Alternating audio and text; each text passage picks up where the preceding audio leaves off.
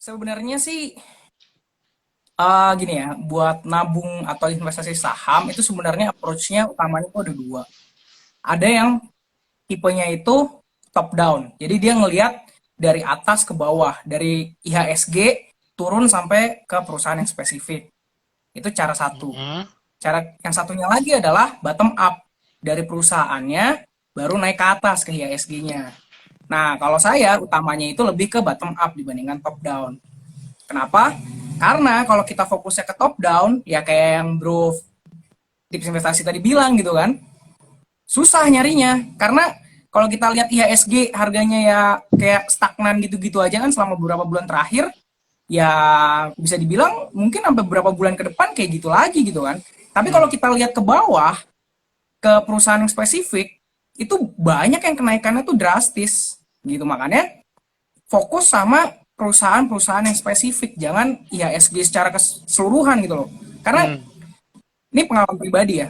Hmm. Ini kemarin saya invest di satu perusahaan itu akhir bulan Januari. Yang pas IHSG itu drop sekitar 8 apa 9% gitu, sekitar segitulah. Itu sebenarnya nggak terlalu signifikan gitu kan dropnya. Nah tapi perusahaan ini lumayan dropnya harganya.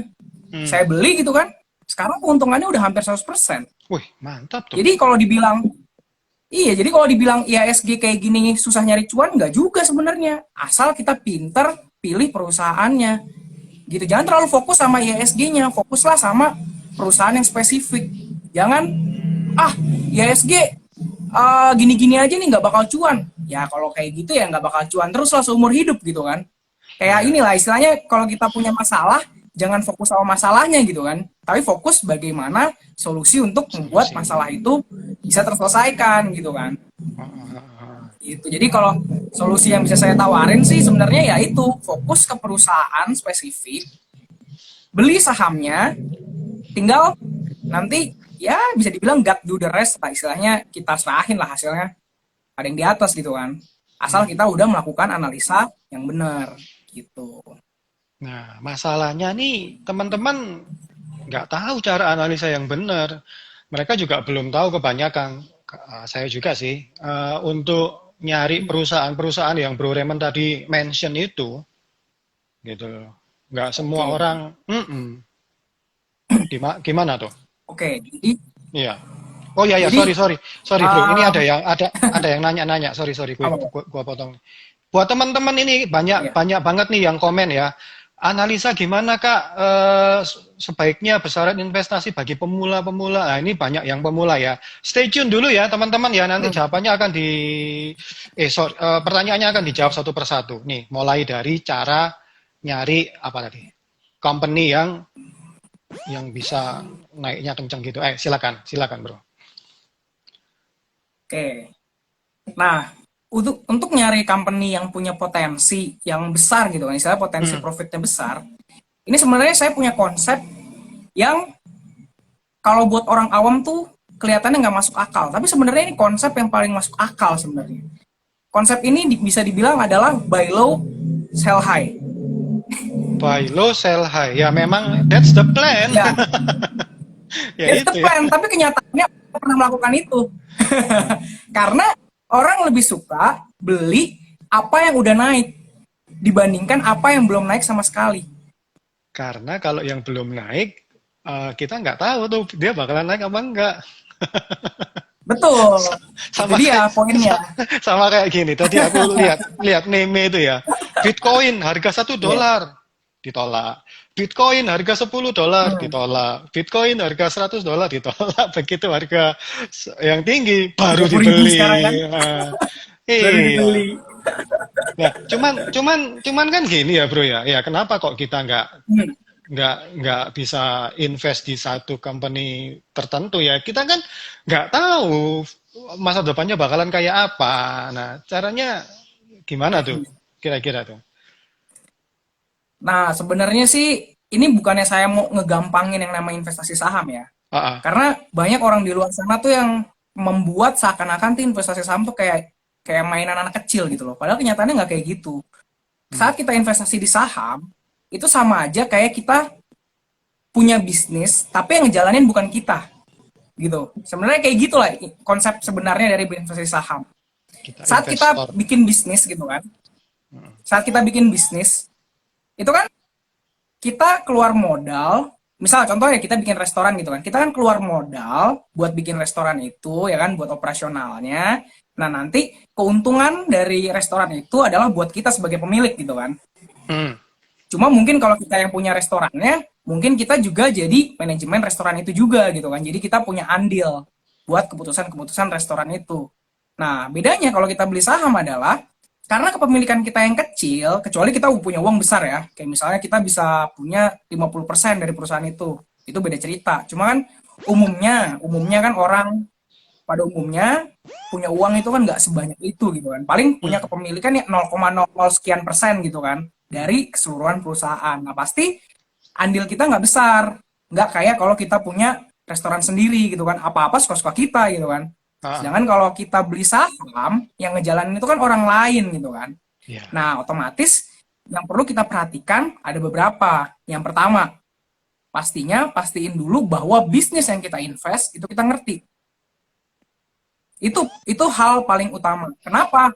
Sama aja kayak kita mau bikin restoran tapi kita nggak ngerti gimana cara bikin restoran. Sama, konsepnya sama. Kalau kita invest invest saham tapi kita nggak ngerti bisnis itu kayak gimana, sama aja kayak kita bikin restoran tapi nggak ngerti gimana cara bikin restoran. Gitu. Jadi itu udah fatal banget sebenarnya. Kalau udah investasi di Hmm. tempat yang kita nggak ngerti, itu paling fatal. Hmm. Nah, kedua adalah kita pastiin bisnis itu bisa menghasilkan profit.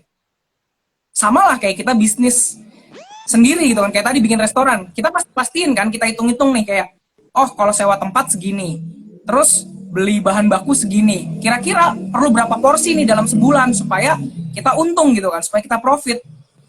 Nah sama hitung-hitungannya juga kalau buat investasi saham juga gitu, kita lihat nih bisnis ini perlu belanja berapa, entah itu belanja modal atau belanja operasionalnya, dan apakah Hmm. revenue yang didapat itu bisa nutup tuh dari belanja modal dan juga belanja operasionalnya. Karena pada akhirnya ya keuntungan dari beli saham ya keuntungan dari bisnis itu. Kayak nggak ada keuntungan lain. Ya ada sih keuntungan yang namanya spekulatif moment gitu ya. Kayak misalnya harga saham naik bukan karena hal-hal yang istilahnya emang secara dari bisnis itu gitu kan. Kayak kemarin ada berita apa? Berita ini baru banget nih kemarin nih. Ada berita COVID kan merajalela lagi kan. Nah, Hmm. terus saham farmasi itu tiba-tiba naik sekitar 20-an% ya dalam waktu sehari gitu kan. Nah, biasanya investor ataupun awam gitu ya, lebih tepatnya awam sih. Biasanya awam tuh ngelihat itu tuh seneng, kayak wah ikutan ah gitu kan. Nah, begitu dia beli, besoknya turun gitu kan. Nah, itu sebenarnya yang perlu kita hindari. Kalau salah satu investor yang saya suka tuh namanya Charlie Munger, dia bilang the best thing about investing is avoid stupid things. Jadi dibanding kita mencoba untuk jadi jenius gitu kan, jadi orang yang pinter, lebih baik kita menghindari hal-hal bodoh. Jangan sampai kita melakukan hal-hal yang bikin kita rugi di kemudian hari. Gitu. Jadi itu yang kedua kita lihat benar nggak kenaikan harga saham itu karena profit. That's it, udah itu doang. Itu yang perlu diingat. Benar nggak kenaikan saham tuh gara-gara profit? Kalau bukan, jangan ikutan. Itu aja, sesimpel itu. Oh, gitu ya. Nah, yang Tapi ketiga, baru ya. deh kita ngomongin yang namanya manajemen gitu kan. Karena seperti yang tadi saya bilang, kalau kita punya restoran sendiri, kita berarti punya andil ya kan dari restoran tersebut. Nah, Hmm. masalahnya saat kita beli saham adalah kita nggak punya restoran itu sendiri gitu kan. Misalnya anggaplah sahamnya saham restoran gitu kan. Nah, kita mau nyuruh restoran ini A B C D nggak bakal dilakuin. Kenapa? Karena kepemilikan kita kecil gitu kan, nggak bakal didengar. Pasti yang didengar adalah yang punya kepemilikan besar. Nah, makanya kita harus lihat pertama siapa nih eksekutif atau manajemen di perusahaan itu. Kedua, siapa nih yang punya saham terbesar. Karena selain manajemen yang sekarang ada, yang punya saham terbesar juga punya andil Hmm. gitu. Karena mereka itu adalah yang paling punya hak suara terbesar dari bisnis yang dijalankan gitu. Makanya lihat juga nih manajemennya gimana, terus juga pemilik saham terbesarnya siapa. Apakah pemilik saham terbesar ini punya punya tujuan yang sama kayak kita gitu kan. Kayak kita kan berarti tujuannya adalah untuk memiliki bisnis yang profit gitu kan. Yang nanti profitnya itu bisa kita dapat dalam bentuk dividen, atau kalau profitnya itu ditahan sama perusahaan, dipakai buat apa? Dipakai buat berkembang gitu kan. Nah, ini juga nih out of context nih ya. Di sini juga teman-teman mungkin yang baru invest itu suka dengar istilah yang namanya dividen hunter gitu kan, nyari dividen aja. Nah, itu juga menurut saya kurang bagus. Kenapa? Karena kalau kita beli saham apalagi benar-benar sebelum ininya, sebelum come date-nya, itu umumnya pas ex date-nya turun. Makanya hati-hati beli saham benar-benar sebelum tanggal dividen. Adanya kita beli kemahalan, dividennya nggak seberapa, harganya turunnya lebih jauh daripada dividen yang kita dapat gitu kan. Hati-hati, karena sebenarnya emang sih dividen itu adalah salah satu cara untuk memberi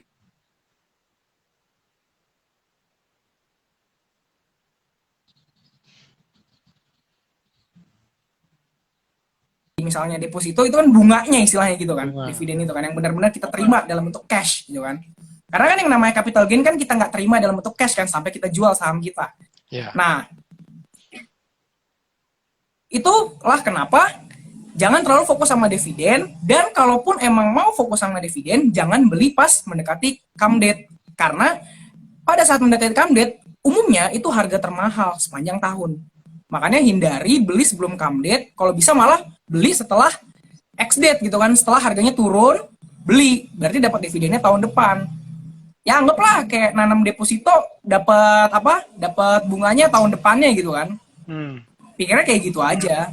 Loh, Gitu. Dan iya. soal soal capital gain gitu kan. Sebenarnya gini, kenapa satu perusahaan itu bisa sahamnya itu mendapat capital gain? Itu simply karena perusahaannya berkembang. Ini kita ngomongin benar-benar yang enggak, yang istilahnya yang kenaikan harganya tuh kemungkinan turun laginya tuh sangat-sangat kecil. Ada sih kemungkinan turun lagi, cuma sangat-sangat kecil. Saham yang setelah dia naik harganya, terus kemungkinan turun laginya itu sangat kecil, itu adalah saham yang emang profitnya itu berkembang.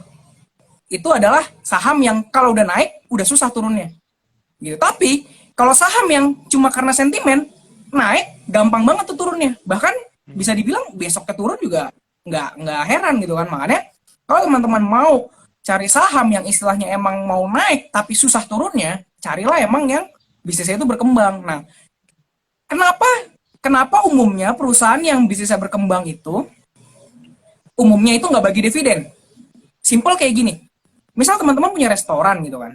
Kayak tadi deh balik ke cerita restoran tadi. Misal teman-teman punya restoran. Terus restorannya bagus nih, laku gitu kan. Banyak yang datang, banyak yang beli, rame. Setiap hari pasti minimal ada 1.000 pesanan lah gitu kan.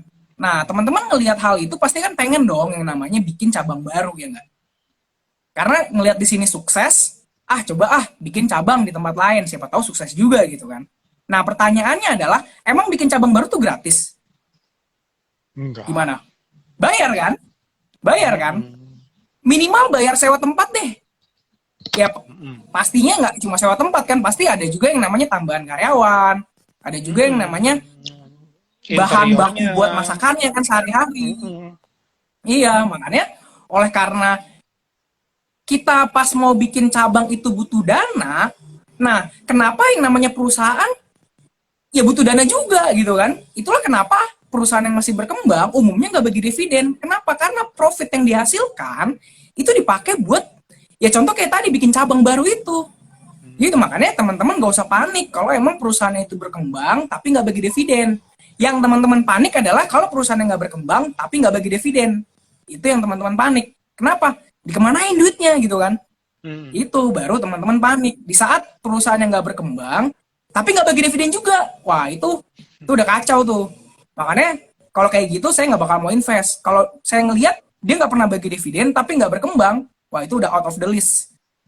Saya yang suka dia nggak berkembang tapi bagi dividen, itu saya suka. Dia berkembang tapi nggak bagi dividen, itu juga saya suka. Nah, ada juga tipe yang dia berkembang tapi bagi dividen, tapi umumnya dividennya tuh nggak 100% dari profit. Contoh, misal perusahaan profitnya 10 juta gitu kan, contoh nih. Terus dia bagi dividen cuma setengahnya 50 juta gitu kan. 5 juta. Dari 10 juta setengahnya kan 5 juta. Nah, 5 jutanya lagi dipakai buat berkembang pengembangan perusahaan. Nah, kalau kayak gitu ceritanya it's okay. Umumnya yang kayak gitu adalah bank. Biasanya yang kayak gitu adalah bank. Karena emang ya itu cara kerja bisnisnya bank. Bank itu kan modalnya nggak cuma dari profit. Modal bank itu kan juga dari nasabah kan. Gitu. Makanya bank bisa melakukan hal seperti itu. Tapi kalau kita ngomongin kayak apa ya, misalnya kayak retail gitu ya, itu agak susah sih. Terus kecuali kalau retailnya ini ya, ada sih retail yang kayak gitu yang dia rela bagi dividen terus akhirnya malah keblinger sendiri. Karena umumnya biasanya kayak gitu nambahnya di utang.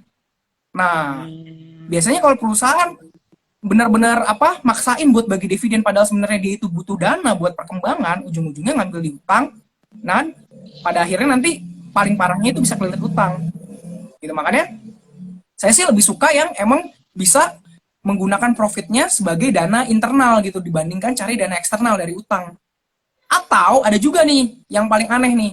Yang paling aneh adalah yang saya lihat nih di beberapa situasi sekarang ini adalah dia bagi dividen tapi habis itu right issue. Nah, itu aneh banget tuh.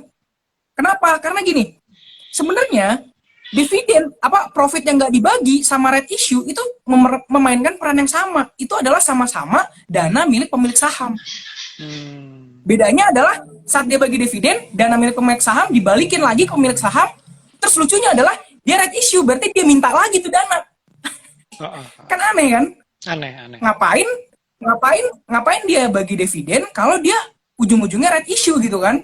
Itu kayak benar-benar menjebak gitu kan? Apalagi investor yang nggak ngerti gitu kan? Investor yang nggak ngerti, dia senang pas terima dividen, terus dia senang beli right issue. Padahal kenyataannya pada saat dia beli right issue ataupun nggak beli sama aja sih. Kondisinya kalau udah right issue beli ataupun nggak udah kondisi yang sama. Kalaupun dia beli, dia harus beli sesuai dengan porsi dia sekarang untuk supaya kepemilikan itu tetap. Karena kalau dia nggak beli nih pas right issue, kepemilikannya pasti berkurang. Misalnya tadi dia 0,1%. Terus dia right issue sebanyak saham yang ada sekarang gitu kan. Berarti jadi 2 kali lipat kan. Berarti kepemilikannya kalau dia nggak beli right issue-nya jadi 0,05. Jadi setengahnya. Nah, makanya itu yang agak aneh sih belakangan ini saya lihat tuh kayak banyak perusahaan-perusahaan yang istilahnya menurut saya nggak perlu dia bagi dividen. Bisa lah dia tahan itu labanya sampai beberapa tahun ke depan, tapi nggak usah right issue. Dengan kayak gitu, kepemilikan kita tetap, dana kita tetap di sana gitu kan. Gitu, makanya itu sih yang saya lihat belakangan gitu. Makanya fokusnya utamanya 3 aja sih buat teman-teman yang baru. Cek pertama perusahaannya itu teman-teman ngerti apa enggak. Misal teman-teman pernah kerja di bank, ngerti banget nih cara kerjanya bank, ya udahlah, ngapain invest di Goto gitu kan, Gojek, Tokopedia, terus atau apapun lah yang istilahnya yang fancy gitu kan. Ya mulai dari bank dulu aja, nggak usah yang fancy gitu kan. Nanti kalau udah ngerti cara investasi di bank, barulah belajar tuh cara investasi di tempat yang fancy. Jangan baru invest tiba-tiba udah yang fancy gitu kan, besoknya turun 50% nggak tahu mau ngapain gitu kan. Hati-hati makanya. Itu yang pertama, pokoknya fokus sama bisnis yang kita ngerti dulu. Kedua, pastiin bahwa bisnis itu profitable. Jangan kita invest di bisnis yang nggak menghasilkan profit. Itu sama aja kayak buang-buang duit. Ujung-ujungnya kalau misalnya nggak profit, terus apa yang kita dapat dari saham itu gitu kan? Ya ujung-ujungnya kita berharap ada yang mau beli lebih mahal lagi, perusahaan nggak profit gitu kan? Ya ada aja sih. Cuma ya itu kayak kita benar-benar bergantung sama keberuntungan gitu kan. Keberuntungan adanya orang yang mau beli saham kita di harga lebih mahal lagi di saat perusahaan itu nggak profit gitu kan. Kalau saya sih nggak mau menggantungkan investasi saya di keberuntungan gitu. Kalau saya mau yang pasti-pasti aja gitu. Terus yang ketiga, pastiin juga manajemen sama pemilik saham terbesarnya itu memiliki motif yang sama dengan kita sebagai investor retail. Gitu, pastiin. Karena kalau dia motifnya udah berbeda, contoh misalnya dia emang ya kemarin IPO cuma pengen supaya duitnya cair aja gitu kan. Nah, itu hati-hati tuh sama yang kayak gitu. Karena ada juga, ini nggak banyak sih, cuma ada ya. Ada juga manajemen perusahaan atau istilahnya kayak direksinya perusahaan, itu yang sengaja bikin perusahaannya IPO supaya dia bisa nyairin kepemilikannya ya udah abis itu dia tinggal tuh perusahaannya. Ada juga yang kayak gitu, tapi nggak banyak. Nah, hati-hati juga yang kayak gitu. Makanya kita harus pastiin manajemen atau pemilik saham terbesarnya itu punya alignment, punya tujuan yang sama sama kita. Gitu. Iya, iya, iya. Itu aja sih bro, 3 aja. Iya, tadi aku nangkap suatu quote yang bagus sekali tuh dari Om Charlie Munger ya. Bisa diulang bro tadi apa bro? Mm-mm. Apa tadi quote-nya bro? Untuk menjadi investor yang sukses, hal terbaik yang Ah, bisa kita lakukan adalah menghindari melakukan hal-hal bodoh. oke. Seperti, Gitu. Seperti beli perusahaan yang nggak kita ngerti sama sekali. Gitu. nggak gitu ya. Ikut-ikutan teman, Betul. ikut-ikutan Ikut-ikutan teman, eh, ikut-ikutan apa apa berita apa ada ya? influencer Ah, gitu ya, kan, yang suka influencer. pamer-pamer portofolio gitu kan. Hati-hati. Karena ya pada akhirnya kan investasi kita kan yang nanggung kita sendiri kan. Mau kita Ya, tuntut tuh influencer kayak gimana juga susah, nggak bisa. nggak bakal digubris. Iya. Iya. Lah Terus yang satu, neken tombol buy siapa? Yang iya. neken tombol buy siapa? Emang influencernya? Ah, ah. Satu lagi bro, aku mau nanya bro. Tadi kamu sempat Hmm. ngomong banyak tentang dividen ya. Emang segede Ya, apa sih dividen dari saham Indonesia ini? oh beda-beda. Tergantung harga beli. Jadi kan yang namanya dividen eh, itu adalah bagian dari profit yang dibagikan gitu kan. Ah, ah. Nah, berarti otomatis yang namanya dividen itu harusnya nggak lebih daripada profit. Kalaupun ada lebih daripada profit, ada nih beberapa kasus. Jadi profitnya misalnya setahun itu 1.000 per lembar saham. Tapi dia bisa bagi 2.000 per lembarnya. Kok bisa gitu kan? Nah, itulah harusnya teman-teman cek. Kenapa kok dia bisa bagi 2.000 di saat profitnya cuma 1.000? Ternyata seringkali kejadiannya adalah dia itu ngejual aset.